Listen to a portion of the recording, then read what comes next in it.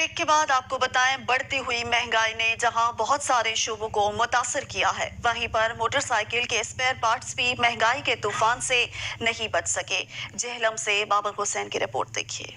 महंगाई ने जहां बहुत सारे शोबों को मुतासर किया है, वहीं पर मोटरसाइकिल के स्पेयर पार्ट्स भी इंतहाई महंगे हो चुके हैं, जिसकी वजह से मोटरसाइकिल के स्पेयर पार्ट्स के ताजिर भी परेशान हैं और इसके साथ साथ मोटरसाइकिल मैकेनिक भी महंगाई की वजह से अपने कारोबार में गिरावट की वजह से परेशान है। स्पेयर पार्ट की कीमतें बढ़ गई हैं काफी सारी, जिसकी वजह से जो है ना वो 30% जो है ना हमारी मजदूरी में भी फर्क पड़ गया।